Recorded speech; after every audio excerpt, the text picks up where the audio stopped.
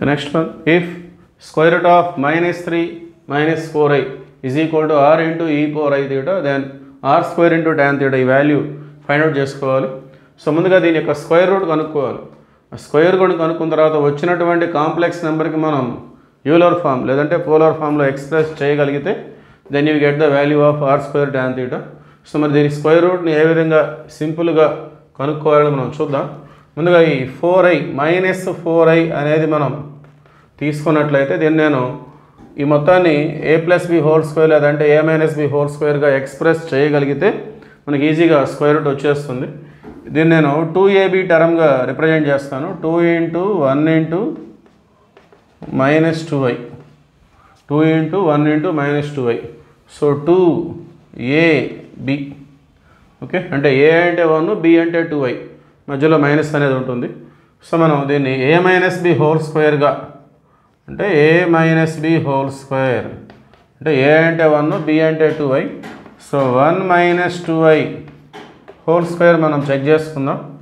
So దీన్ని a minus B whole square చేస్తే ఇది కనుక వచ్చినట్లయితే మనం ఈజీగా స్క్వేర్ రూట్ రాసేసుకోవచ్చు.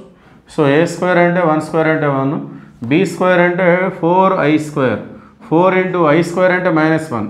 So 4 into minus 1 minus 4 minus 2ab 2 into 1 into 2i 2 2 జా 4i. So 1 minus 4 minus 3 minus 4i.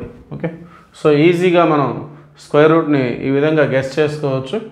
So ఈ ఇమాజినరీ టర్మ్ని మనం 2abగా రిప్రజెంట్ చేసుకోగలిగితే ఆటోమేటిక్గా అందులో నుండి ab వాల్యూస్ వచ్చేస్తాయి.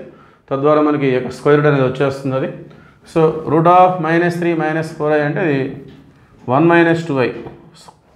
So square root of 1 minus 2i whole square is equal to r into e power i theta.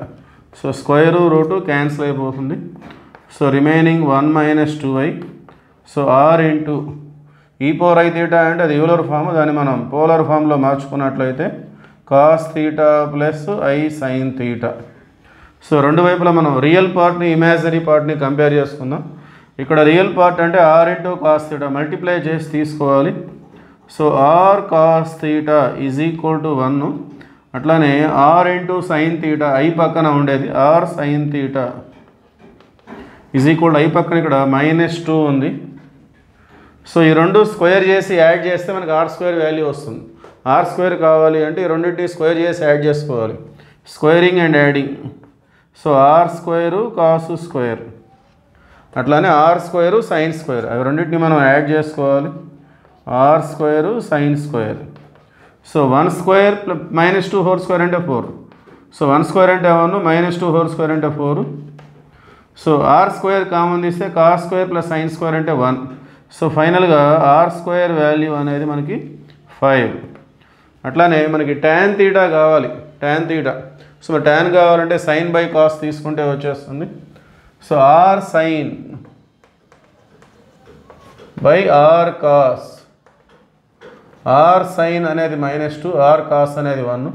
So r cancel, tan theta అనేది minus 2. So ఫైనల్గా r square tan theta అంటే 5 into minus 2 minus 10 is the correct option.